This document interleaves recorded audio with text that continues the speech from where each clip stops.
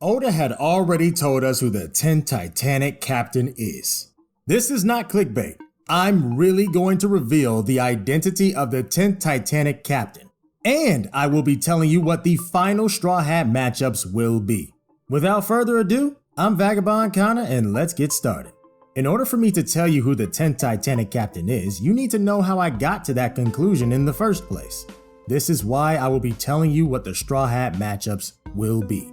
Now the obvious ones to understand are Zoro vs Shiryu, Chopper vs Doc Q, and Usopp vs Van Augur. These are the obvious ones that everyone expects to happen, but you have to keep in mind that these matchups are a duality of the characters. Zoro, being a swordsman with honor, versus Shiryu, the swordsman without honor. Chopper, being the one who wants to cure any disease, versus Doc Q, the one who can cause any disease. And Usopp, the unconventional sniper, versus Van Augur, the conventional sniper. These characters have a duality similar with Luffy versus Blackbeard. They're similar, but different. This theme continues on for the rest of the Straw Hats and the rest of the Blackbeard Pirates. But there's also another very good way to see what matchups will be to come. And that is by looking at the scene of when the Blackbeard Pirates faced off against the red-haired pirates. In that scene, you had Shiryu facing off against Shanks' right-hand man, Ben Beckman. What you can take away from that is that Shiryu will more than likely face off against Luffy's right-hand man, which is Zoro. Similar thing with Yasopp versus Van Augur. Yasopp being a sniper, Van Augur being a sniper. Usopp is also a sniper. Usopp being Yasopp's son, obviously Usopp versus Van Augur. This is a given. Now we have Hongo of the red-haired pirates versus Doc Q. Hongo is, guess who? The Doctor. Another reason for Chopper versus Doc Q to happen. Now that we got all the easy matchups out the way, you now understand what method I'm using. So now let's get on to the other Straw Hats. Franky. Franky will definitely be facing off against San Juan Wolf. San Juan Wolf's epithet is the colossal battleship. Franky also being a guy who deals with battleships and he likes to create ships, this makes a good matchup. Not only that, but Franky's personality is vastly different from San Juan Wolf's. San Juan Wolf is a shy and timid-like character, whereas Franky is not shy in the slightest.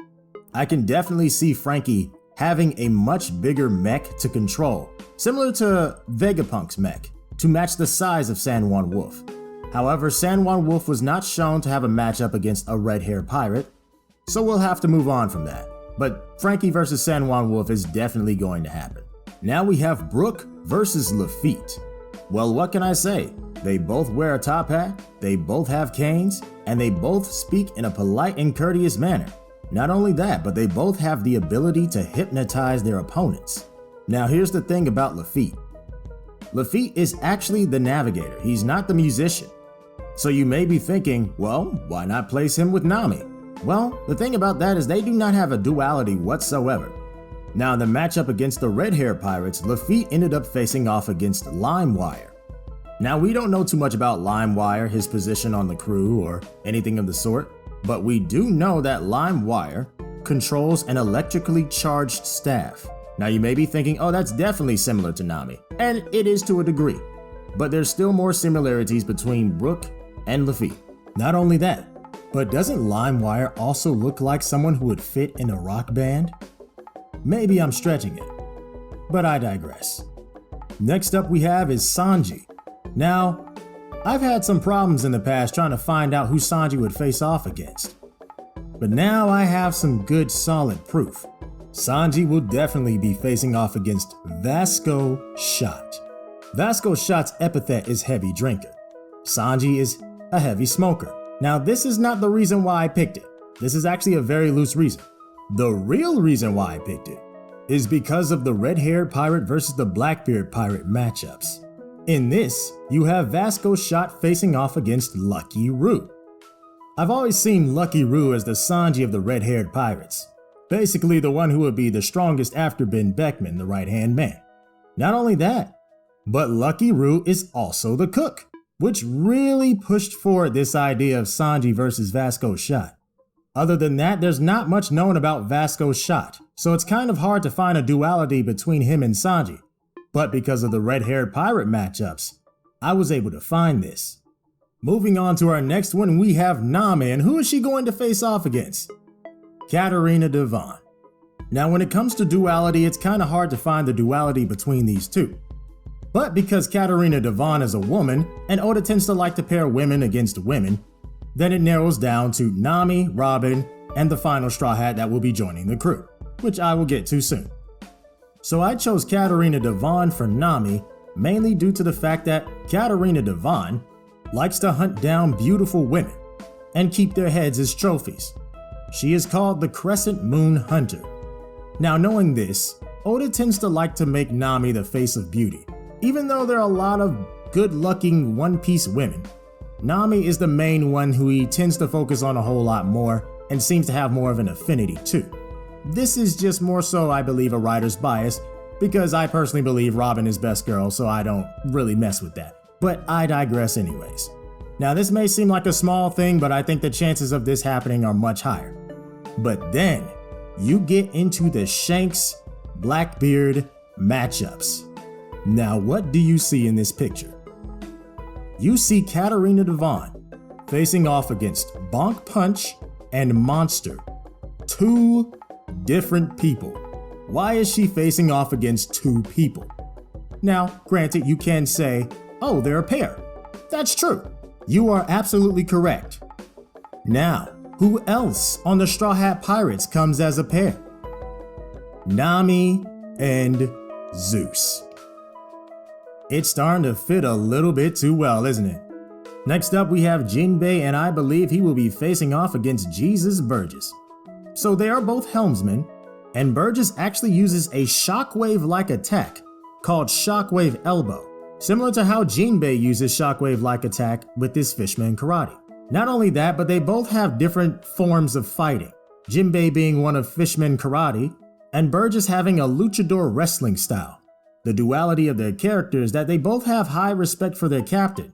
However, Burgess is more brash and loud, whereas Jinbei is more calm and collected and analytical. So Burgess versus Jinbei seems like a very good fit. Now we get on to the last members of each crew. Robin and the 10th Straw Hat, and Avalo Pizarro and the 10th Titanic captain.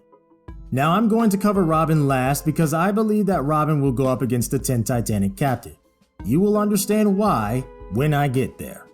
So Avalo Pizarro, who will he be facing off against on the Straw Hat crew? This final Straw Hat will without a doubt be Carrot. Now before you click off, at least hear what I have to say. Trust me, I have more evidence with this than I do Sanji versus Vasco's shot. Avalo Pizarro is titled the Corrupt King. Carrot was made the ruler of Zou, making them both rulers of a kind. Avalo Pizarro was also forced out of being a king by his own people, whereas the duality there, Carrot was forced into being a ruler by her own people. Avalo Pizarro also wields glove gauntlets. The only other character that I can think that wields gauntlets is Carrot. One is selfish, the other is selfless. Now here's the kicker. Avalo Pizarro seems to have a lot of cat-like characteristics. His eyes are slit like a cat's, his hair is like a lion's mane, his mustache is kind of like whiskers, and he also meows like a cat. Now when I first saw this, I was like, okay, well this is useless information, this doesn't tell me what the matchup is. I could not have been more wrong. I could not have seen a more fat clue in my life. When we look at the Red Hair Pirates versus Blackbeard Pirates matchups, we see Avalo Pizarro facing off against Gab. Now what do you see in this picture? You see two lion-like individuals. Gab's entire face looks like that of a lion. He even has an attack in which he roars, just like a lion. Now you may be asking me, what the heck does this have to do with Carrot? If you go to the very first chapter in which Carrot turned into Sulong, chapter 888. What does the title of that chapter say? Lion. Sulong literally means moon lion. If you're one of those people that are really against Carrot joining the crew, it's time to stop. It's time. She's the final Straw Hat. Never have I ever seen so much evidence for a character. And to think that I found more by looking up Blackbeard Straw Hat matchups. You can run from it as much as you like, but it will catch up to you. I promise you that. Now we get on to the main event. Robin versus the 10th Titanic Captain. Everybody's been trying to find out who the 10th Titanic Captain is.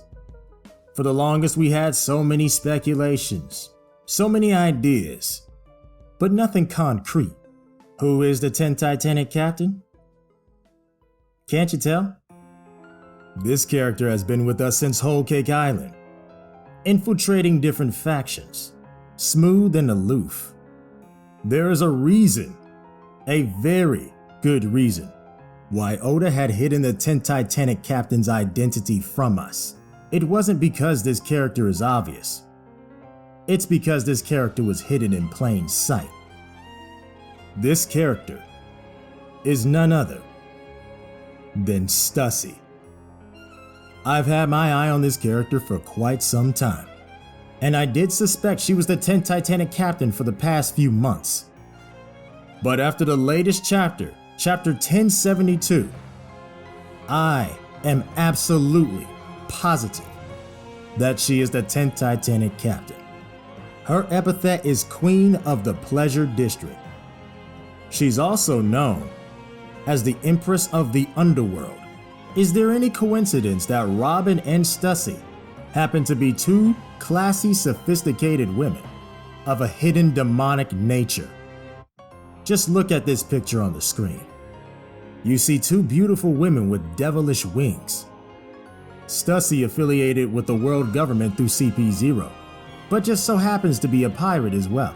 Just like how Robin is affiliated with the Revolutionary Army, but just so happens to be a pirate. Both, when they get their hands on you, can take you out in one go. Robin can clutch you, and Stussy can put you to sleep with one bite. And think about it. Is there any coincidence that she happened to be a former Rox pirate, Rox D. Zebek, and Blackbeard's ship just happens to be named the Saber of Zebek? What are the connections? I truly do wonder. At the end of the day, I can definitely say that we will see this matchup. The Empress of the Underworld versus the Devil Child. And that is all of the Straw Hat Blackbeard matchups. If you enjoyed this video, please by all means like and subscribe, and make sure you comment as well. And definitely share this with everyone else and get the word out that these are going to be the Straw Hat Blackbeard matchups. With all that said, Vagabond gone.